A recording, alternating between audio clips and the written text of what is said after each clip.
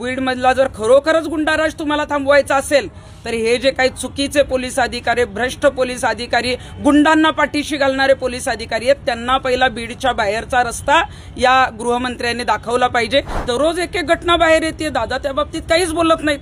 मग दादा नेमकं पालकमंत्री चालवतायत का त्यांच्या आडून धनंजय मुंडेच अजूनही पालकमंत्रीपद बघतायत? धनंजय मुंडेंचा राजीनामा सुद्धा तातडीनं नाही झाला, तो शेवटी काही पुरावे आल्यानंतर घ्यावा लागला। घटक पक्षांचा निश्चितच दबाव, मला तर वाटतं अजितदादा पवारांचाच दबाव।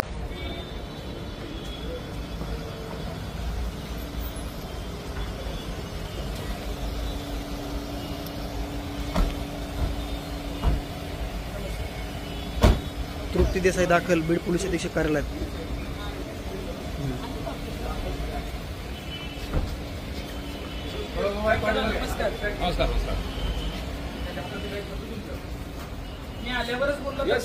हो पुरावे घेऊन आली एक मिनिट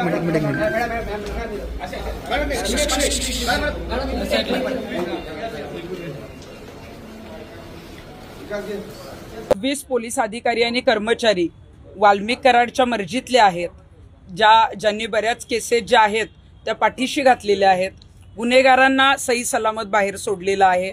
काही कर्मचारी 10-10 वर्षे एकाच पोलीस स्टेशनला आहेत।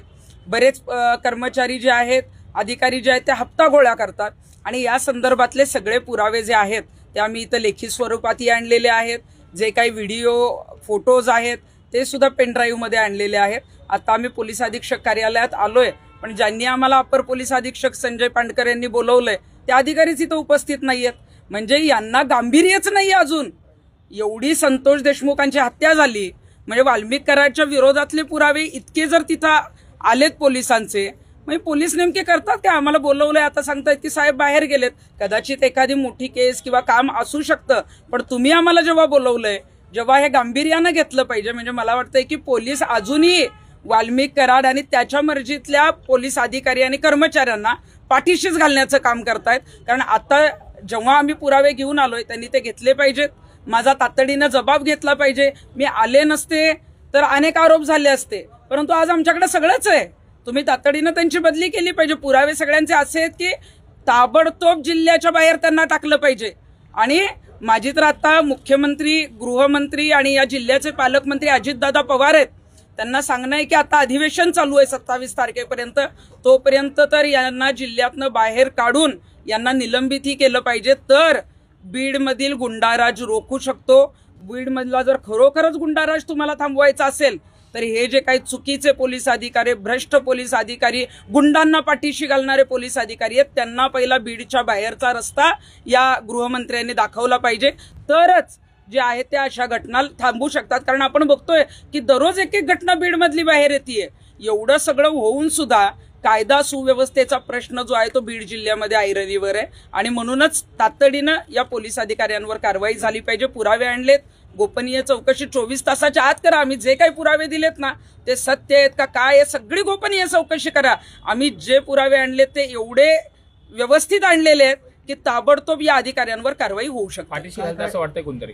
हो, मला असं वाटतंय की नवनीत कावत हे जे पोलीस अधीक्षक आले तेव्हापासून निश्चितच चांगलं काम चालू आहे, परंतु अजून असे अधिकारी आहेत की जे जुनेच अधिकारी आहेत इथं, जे वाल्मिक कराडच्या कदाचित आताही त्यांच्या टोळीशी संपर्कात आहे आणि म्हणूनच आताही पाठीशी घालण्याचं काम जे आहे ते केलं जात आहे। कारण पालकमंत्री सुद्धा धनंजय मुंडे जरी नसले तरी राष्ट्रवादी पक्षाकडेच ते पालकमंत्री पद राहिलंय। मग अजितदादा तर कुठं दिसत नाहीयेत।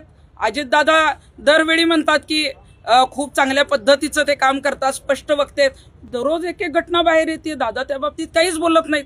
मग दादा नेमकं पालकमंत्री चालवतायत का त्यांच्या आडून धनंजय मुंडेच अजूनही पालकमंत्रीपद बघतायत? कारण ज्या पद्धतीनं आष्टीची घटना पुढे आलेली आहे, ती खोक्या भोसलेची घटना पुढे आलेली आहे, सगळ्या मारहाणीच्या घटना आहेत। काल नागरगोजे नावाच्या शिक्षकाची जी आहे ती आत्महत्या झालेली आहे आणि वेगवेगळ्या लोकप्रतिनिधींचे सुद्धा कार्यकर्ते जे आहेत ते मारहाण करतानाचे व्हिडिओ बाहेर येत आहेत। मग पालकमंत्री करतायत काय? मग पालकमंत्री बदलून काही बदल झालाय का, फरक झालाय का? जर झाला नसेल, जर गुंडाराज इथला थांबवता येत नसेल तर मग अधिवेशनामध्ये मला वाटतं अधिवेशन हे इतकं महत्वाचं आहे की तिथे राज्यातले सगळे आमदार मंत्री तिथं उपस्थित असतात आणि त्याच वेळेला इथले निर्णय होणं गरजेचं आहे, पण कुणीही घेताना दिसत नाही. या दूषित वातावरणाला जबाबदार कोण आहे? राज्याचे गृहमंत्री या सगळ्या प्रकाराकडे दुर्लक्ष करतायत, त्यांचं लक्ष नाही बीड जिल्ह्याकडे. सगळ्यात महत्वाचं तर राज्याचे मुख्यमंत्री खूप चांगल्या पद्धतीनं काम करतात असं आम्ही आधी पण सांगत होतो, पण गृहमंत्रीपद निभावताना बऱ्याच गोष्टी ज्या आहेत त्या कुठंतरी पाठीशी घालण्याचा प्रयत्न होतोय, कारण महायुतीतल्या मंत्र्यांचा आणि काही लोकांचा याच्यामध्ये संबंध आहे. त्यामुळे गृहमंत्री कुठंतरी कमी पडतायत आणि म्हणूनच मला वाटलं होतं की पहिल्या दिवशी नंतर सुद्धा सातत्यानं अधिवेशनामध्ये हे प्रकरण बीड जिल्ह्याचं तिथे गाजलं जाईल किंवा त्या बाबतीतल्या कारवाई दिसतील, पण कुठलीही कारवाई अधिवेशनामध्ये यापुढे दिसलेली नाही. घटक पक्षांचा कुठेतरी दबाव आहे गृहमंत्री म्हणून काम करताना त्यांच्यावर. कोणाचा? घटक पक्षांचा. मला वाटतंय की घटक पक्ष मिळून महायुती आहे. महायुतीला पुढं घेऊन गेलं तरच त्यांना जे आहे ते भाजपला पुढे चांगल्या पद्धतीनं पुढच्या निवडणुका लढवता येणार आहे. त्यामुळं निश्चितच, कारण धनंजय मुंडेंचा राजीनामा सुद्धा तातडीनं नाही झाला, तो शेवटी काही पुरावे आल्यानंतर घ्यावा लागला. घटक पक्षांचा निश्चितच दबाव, मला तर वाटतं अजितदादा पवारांचाच दबाव होता, म्हणूनच धनंजय मुंडेंचा राजीनामा झाला नव्हता. सत्ता टिकवण्याच्या नादात हे सगळ्या घटना आता पाठीशी घालण्याचं काम करावं लागते. हो का नाही, या घटना पाठीशी घालण्याचं तर काम होतंयच, परंतु राज्यात एवढं वातावरण दूषित झालंय बीड जिल्ह्याच्या या प्रकरणांमुळे, तुम्ही अजिबात सिरियस नाही. आता सुद्धा आम्ही इथं आल्यावर पुरावे घेऊन आलोय, तुम्ही पुरावे घ्यायला समोर येत नाही. मग नेमकं मग तुम्ही पण त्याच्यामध्ये आहात का? मला ज्या संजय पांडकरांनी बोलवलेलं आहे ते सचिन पांडकर जे कोणी पोलीस अधीक्षक आहेत, मला तर असंही कळालंय की ज्या लोकप्रतिनिधींनी काही पोलिसांची यादी जाहीर केलेली वाल्मिक कराडच्या मर्जीतली, त्यात त्यांचंही नाव आहे. त्यांनीच मला आज बोलवलंय. बरं, तरीही म्हटलं ठीक आहे जाऊ आपण, कारण ते त्या पदावर आहेत, परंतु ते तर आता इथं उपस्थितच नाहीत. मग नेमके पुरावे गोळा करायचे, ते नष्ट करायचे, त्या पोलीस अधिकाऱ्यांना वाचवायचंय का पळ काढायचा आहे? मला नेमकं काहीच कळत नाही. तुम्ही आम्हाला बोलवताय, आम्ही जबाब देतोय आणि तुम्ही काहीच करत नाही. ते मला वाटतं ही पूर्णपणे पोलिसांची चूक आहे. मी आज जी काही 26 जणांची यादी आणलेली आहे त्यात एक कर्मचारी जो आहे तो चिंचोली बीटचा बाळासाहेब बांगर आहे आणि जेव्हा संतोष देशमुखांची हत्या झाली ती चिंचोली बीटमध्ये झाली.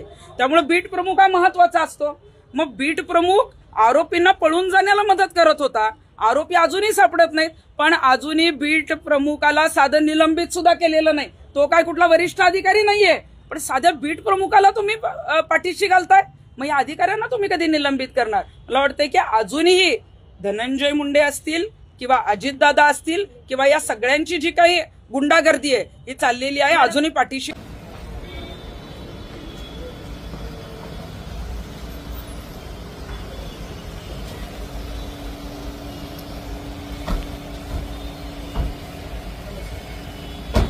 तृप्ती देसाई दाखल बीड पोलीस अधीक्षक कार्यालयात.